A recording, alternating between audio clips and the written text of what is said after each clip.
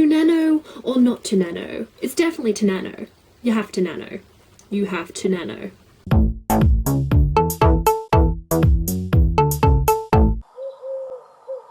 November is quickly approaching, and that means that NaNoWriMo is coming.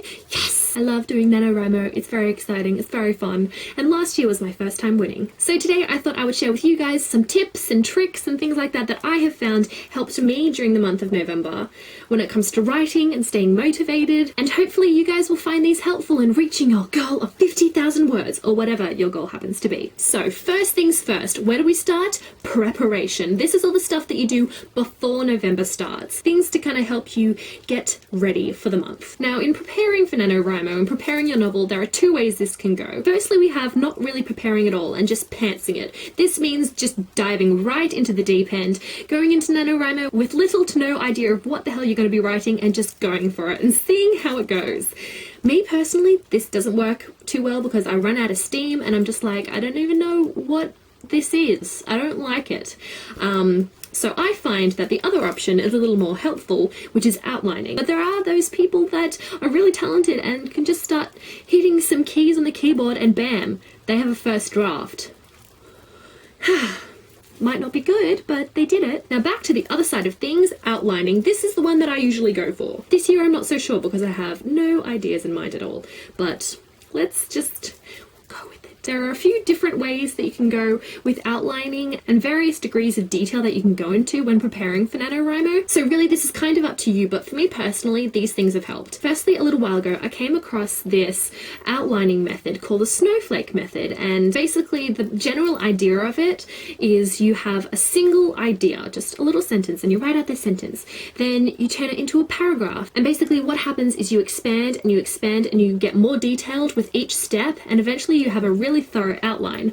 I don't usually get too far because I get a little bit lazy, but that's the general gist of it. You kind of start out really small and then work your way to the really detailed stuff. I'll leave a link down below that explains the snowflake method a lot better than I just did because that was terrible. But if you want to check it out and see if that kind of works for you, then give it a go. But some other things that I think are really helpful when outlining is doing things to kind of flesh out the background of the story, such as character surveys, getting to know your characters a little bit better, also doing some world building. And this doesn't mean just the basics like their name, their hair color. It's all of the little random bits and pieces, especially the stuff that you probably won't ever use. It's good to get that information so you know your characters inside and out, you know the world completely. You never know, some of these bits of information might come in handy at some point. Now, if you're having trouble coming up with an idea to begin with, or trying to flesh out your idea, or you need help with something, you're not sure what to call a world or a character, or you're not sure how something works, go to the NaNoWriMo forums. There are so many people there that can help you,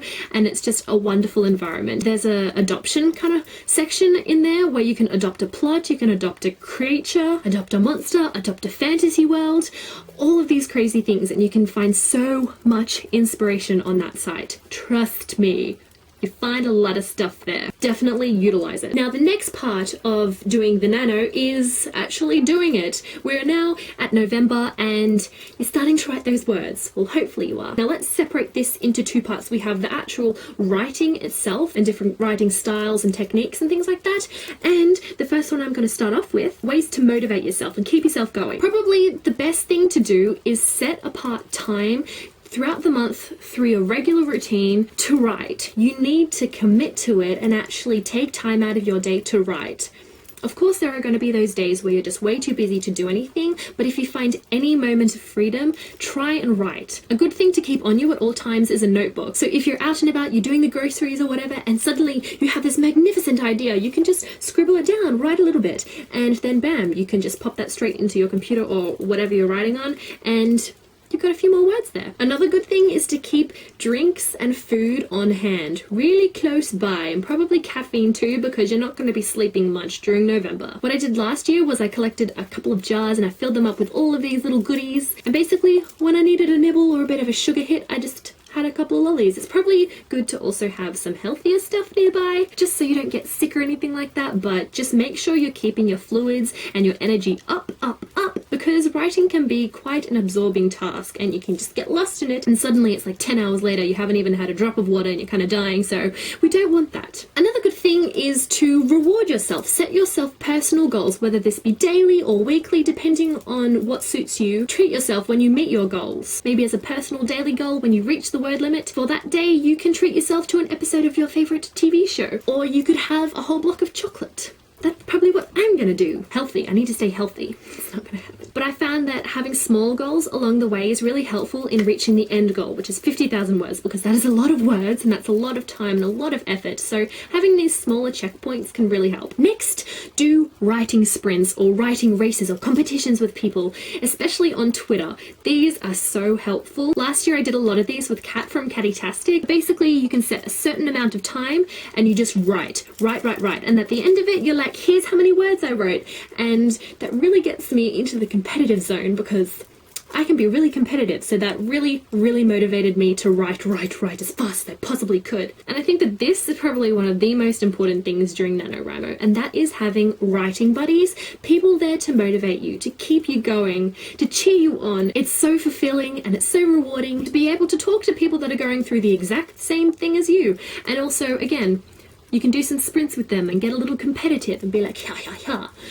You know, yeah, a bit of fun. So definitely add some writing buddies. You can do that on the NaNoWriMo website as well, or you can just talk to people on Twitter, things like that. Just really get into the community of all these writers. Now let's talk a bit about actually writing. What are you actually typing? This is probably my favorite writing tip to give, and that is to write whatever scene you feel like writing. You do not have to write the story from beginning to end. You don't have to write the chapters and the scenes consecutively. Oftentimes I'll have a random idea of this scene that happens later in the story, so I skip ahead and I start writing that out, and then eventually I get the kind of connecting scenes to put one scene to the next and filling it all out that way. Because a lot of the time I do get stuck in a scene. I'm just like, I don't know where this is going. I don't know how to continue here.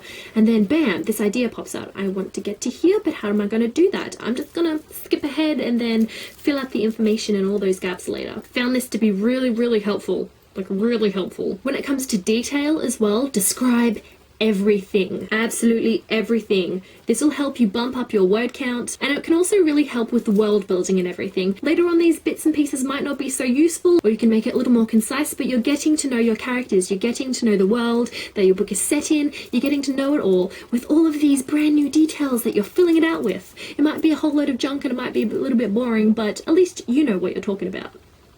We hope. Turn off your inner editor unless it means going back and writing some more things to fill in a couple of gaps and fleshing out the scenes a little more. But apart from that, ignore your inner editor. And this links to my next one, which is do not delete anything. Nothing at all. No, do not press that delete button. I don't care. If it's a typo, maybe, or maybe you can just press space and then type it properly again. Cheat a little bit. No, I'm just kidding, but don't delete anything. You've written all of these words and then you change your mind, or you're like, no, this doesn't fit the story at all. I just completely screwed up here. Do not be tempted to press that delete button. Don't do it. It's not worth it. You've written all these words. Why would you delete them? That's just setting you back. That's not what you want during NaNoWriMo. You're trying to move forward to 50,000 words and then it just seems silly to me. It just seems silly. And you never know. You might actually need that later on. It could be helpful in the future. So just saying. What I do and what I found is really helpful is highlighting certain scenes or passages or paragraphs. So let's say I wrote something that was really bad and I kind of want to delete it. I don't delete it. I highlight it red, so I know that later on, this is the pile of junk. And then what I do is I rewrite it again, and once that scene is beautiful, it's as full as it's going to be, I can't write anything more, I will highlight that green, and I know that that is beautiful-ish. For a first draft, it's going good. And then if there's a scene that I'm like, oh, it's not really working, I need to flesh it out more, but I want to do something else, I'll highlight that one blue, so I know that I have to come back to that one at some point and I can write a little more if I'm struggling elsewhere. So doing that one and knowing what is good and what is bad at a really quick glance is really helpful, especially later on. And if you are really stuck, again, go back to the NaNoWriMo forums, because there are a bunch of threads with prompts and dares that you can use in your story to really help give you an extra push when you're in a really, really tight rut. Before the month of Nano, I usually collect a few of these that sound really interesting, and last year I started posting some of them on this blog that I'll link down below. But basically prompts are just sentences or ideas that you just randomly insert into your story amongst all of your characters and amongst whatever the hell is going on in your world, and you just continue on from there. Bam, you've got some crazy new action. This can obviously just end up being something completely pointless that you'll delete in later drafts or whatever, but sometimes it can be really amusing and really, really helpful too. And the other thing are dares. There's a whole bunch of people daring people to do things, sort of things like, your character has to do this, this, and this, or something like that. And it's just so helpful. Really, if you are really stuck, definitely check those out. And finally, the aftermath. What do you do when November is over? You're done. You're complete. You got your 50,000 words, we hope. And now what? You're a zombie pretty much because you haven't had any sleep at all in November. You kind of just want to crash and burn. It's probably a good idea to crash and burn. Take a break from writing. Take a break. Step back, breathe some fresh air, and completely separate yourself from your novel before starting to edit or continuing on or whatever. After November is over, you need a break. Before I even look at my manuscript again, I'll probably wait until the end of December, have a good month to kind of rejuvenate, Christmas, birthdays, all this fun stuff, and then you can get back into the work. After taking this time apart from your brand new baby, your lovely novel, hopefully you don't neglect it completely like I usually do. Anyway, so after you have taken this time apart, you can come back to it feeling refreshed, all brand new, and you can look over what you've written and you can be like, okay, I need to fix this up, that just didn't work, what the hell was I thinking? Or you can be like, oh my god, I've got some new ideas, you know, that kind of thing. But the thing to keep in mind after NaNoWriMo, but also throughout this whole entire process, is don't be too harsh on yourself. Accept the fact that this is a first draft, and just like pretty much every single first draft, it's gonna be probably towards the shitty side. Probably. You'll of course have some gems hidden in there, but overall it is a first draft, very first draft, and it's not worthy of being sent off to any publishers. There are going to be holes, there are going to be inconsistencies, you just need to accept that fact and leave that for your inner editor to take control of. Drafting this story again and again is where it's going to progressively get better, but during the first stages it's going to be really, really rough. Really, really raw writing. It's going to be, you know what I'm trying to say? I know that my first drafts are complete piles of shit and I'm never going to let anyone read them, ever. No, I don't even want to read them again. But that's okay, I created them, they are beautiful in their own way, and I've accepted that fact. So yes, I think that just about wraps it up. I hope this was somewhat helpful to you guys. I would love to know what your tips and tricks are down below. If there's anything that's really helped you push through NaNoWriMo, really kept you going or keeping you motivated, or some really helpful, maybe even sneaky writing tricks, leave them down below. There are lots of sneaky ways to get your word counts up. I've used a couple, I'll admit it, but yeah, feel free to leave your pieces of wisdom down below. I will see you guys tomorrow, and yeah, I'm starting to stress out about NaNoWriMo because I have no idea what I'm gonna do.